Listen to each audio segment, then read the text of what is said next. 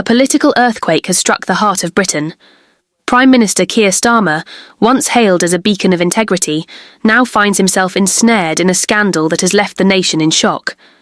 Allegations of a staggering $22 billion fraud have surfaced, casting a dark shadow over his leadership. The revelations, unveiled during a live television broadcast, have ignited a firestorm of public outrage and demands for his immediate resignation. As the truth unravels, the very foundations of the Labour government tremble. This is the story of a leader's fall from grace and a nation's quest for accountability.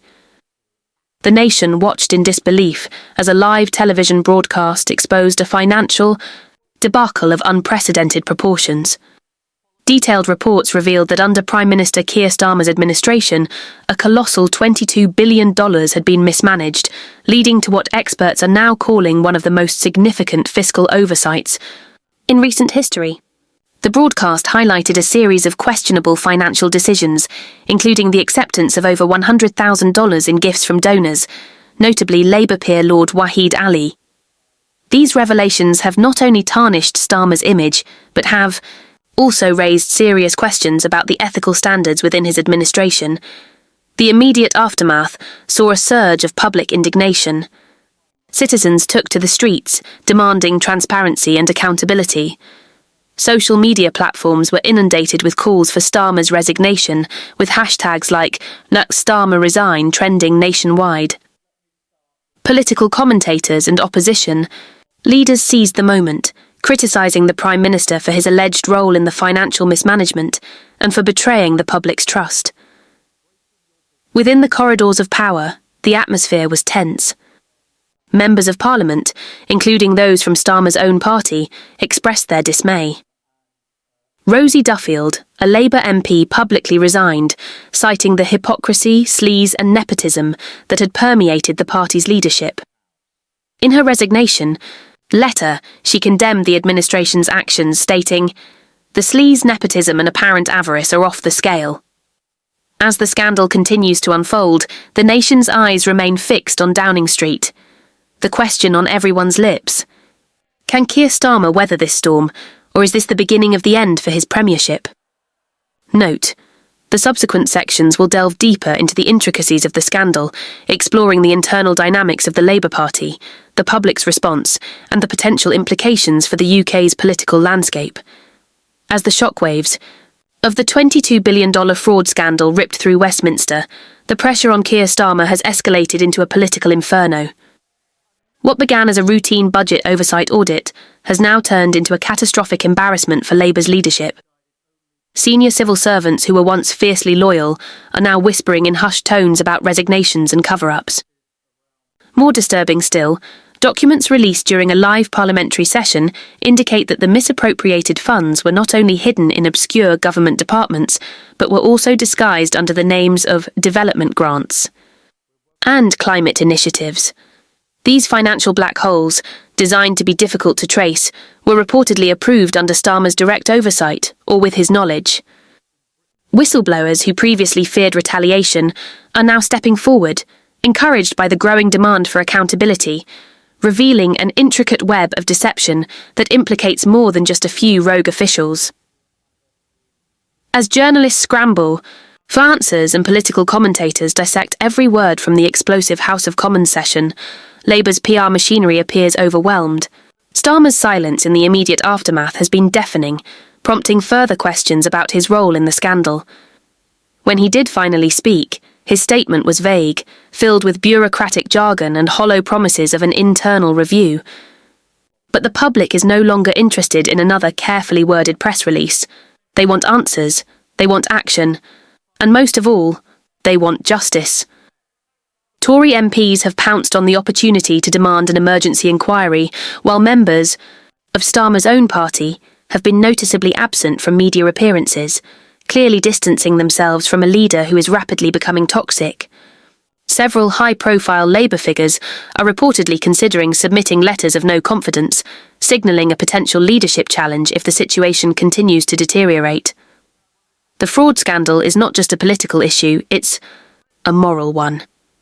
Families struggling with rising costs, nurses on strike for better pay, and pensioners worried about heating bills during winter.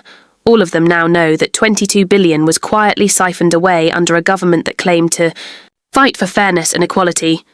Protesters have already begun to gather outside Labour's headquarters, holding banners demanding Starmer's resignation and chanting slogans of betrayal. The anger is palpable. This is not just about fiscal mismanagement. It's about trust. And for millions of ordinary Britons, that trust has been shattered beyond repair. Social media is ablaze with hashtags like Starmer Resign and Fraudgate as public pressure mounts at an unprecedented pace. Meanwhile, Reform UK and Conservative Party leaders are calling for immediate parliamentary intervention. Nigel Farage, never one to hold back, delivered a scathing statement live on air, branding the scandal as the greatest betrayal of public trust in modern British politics. Richard Tice demanded the police and the Serious Fraud Office launch a full-scale criminal investigation, not just a whitewashed inquiry. Even the Liberal Democrats and Greens have joined the chorus, with MPs across the spectrum now questioning how deep the rot goes and whether Starmer can remain in office even another week. As more evidence continues to emerge by the hour, including leaked emails, classified meeting minutes, and suspicious financial transactions, the picture becomes clearer and darker. What's more damning is the timing. Just as Labour was preparing for a summer policy push ahead of the general election, this scandal has utterly derailed their momentum. Instead of laying out a vision for Britain's future, Starmer and his team are now scrambling to defend their past. Polling data is beginning to shift rapidly, with public confidence in Labour plummeting and Reform UK gaining ground at a blistering rate. Political analysts are warning that if Starmer doesn't step down voluntarily, Labour could face an internal rebellion that would cripple the party from within. Already, constituency leaders across northern England are being inundated with angry calls from voters who feel deceived. This crisis is spiralling into a full-blown collapse of authority, and with every passing hour, Starmer looks more like a man clinging to power than a leader in control. Former allies are going silent, donors are reconsidering their support, and Labour's credibility is in tatters. If this is not the end of Keir Starmer's leadership, then it is undoubtedly the beginning of the end. The $22 billion fraud has exposed not just a failure in governance, but a failure in character, and that, more than anything, may prove to be his downfall. As the scandal intensifies, new leaks are emerging with staggering regularity, each more damning than the last. Internal memos have surfaced, showing that Treasury officials raised red flags about unexplained fund transfers as far back as 2022. These warnings, shockingly, were either ignored or deliberately suppressed. A particularly alarming document includes a handwritten note allegedly signed off by a senior Labour official with the cryptic instruction, "Do not escalate, leadership aware." The implications are devastating. Not only does this suggest deliberate concealment, but it also raises serious questions about who within Starmer's inner circle knew and when. The opposition has wasted no time turning this into a political firestorm, demanding that the entire chain of command be held accountable, starting with the man at the top. In a stunning turn of events, Labour MPs have begun breaking ranks. While many still hesitate to criticise Starmer directly, some have taken veiled shots at the party leadership during interviews, hinting at a culture of denial and mismanagement. One former cabinet minister, speaking under condition of anonymity, told reporters that the Labour front bench had been living in a bubble of arrogance, ignoring whistleblower reports and shutting down internal inquiries that might have exposed the financial irregularities earlier. The sense of betrayal within the party is now palpable. Loyalty is evaporating. Constituency parties are holding emergency meetings, many of them calling for leadership accountability and demanding that the full truth be made public. The mood has shifted dramatically. This is no longer just about salvaging Labour's image. It's about survival. Fueling the fire is the shocking revelation that some of the misappropriated money was funneled through shell organisations, many with ties to foreign interests. These offshore transactions, hidden behind layers of fake business fronts, appear to have been used to launder government funds under the guise of international aid. What makes this particularly explosive is that some of these aid organisations were later linked to political donors, raising the spectre of a potential quid pro quo arrangement. The idea that taxpayer money was stolen and then redirected to benefit a corrupt political network is igniting a sense of betrayal that cuts across party lines. The Prime Minister has remained guarded in his public statements, but sources inside Downing Street say preparations are already underway for a full-scale inquiry that could include police raids, asset freezes, and possible arrests. Across the country, the scandal is dominating headlines. News channels are running wall-to-wall coverage, and every political show has shifted its focus entirely to what is now being called the $22 billion cover-up. Public sentiment is turning hostile. Even traditionally Labour-leaning newspapers are questioning whether Starmer can realistically continue leading a party so deeply implicated in this national disgrace. Voters who once supported him as a figure of competence and integrity now see a leader engulfed in secrecy and scandal. Letters demanding his resignation are flooding Labour HQ, and legal experts are warning that failure to step down could deepen the party's liability in the event of formal criminal charges. If Labour hopes to salvage any credibility before the next general election, Starmer's departure is increasingly seen as non-negotiable. Perhaps most devastating is the growing international attention. Financial watchdogs in the EU and the United States are reportedly reviewing British aid records following the offshore revelations. If international fraud is confirmed, Britain could face sanctions and key trade relationships may be jeopardised. The scandal is no longer just domestic, it's becoming a global embarrassment. Commentators from The Times to The Washington Post are highlighting how this could permanently tarnish the image of British governance.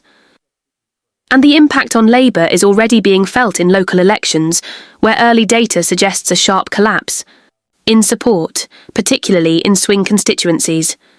Reform UK and other minor parties are surging in popularity, fueled by a populist wave that is capitalising on anger, frustration, and a yearning for accountability.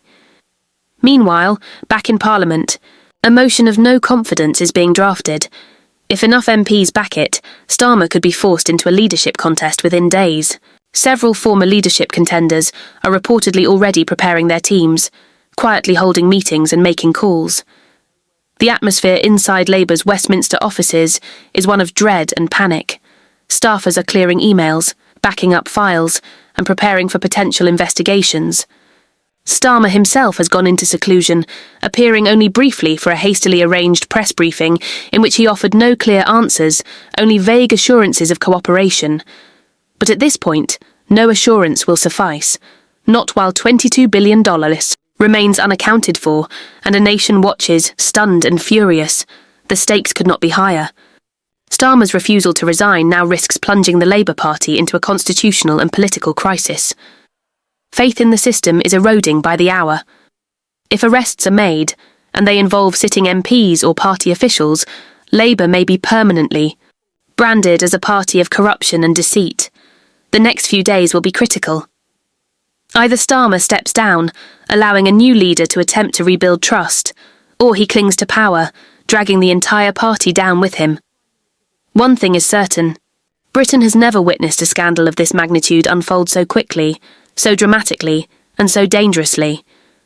And the public is watching every moment, demanding justice, not tomorrow, but now. If you found this shocking and believe the truth must come out, don't stay silent. Share this video with others, and let your voice be heard in the comments. Do. You think Starmer should resign immediately? Subscribe for breaking updates as this story develops, and hit the notification bell so you don't miss what happens next. The people are watching. The pressure is rising, and accountability starts with us.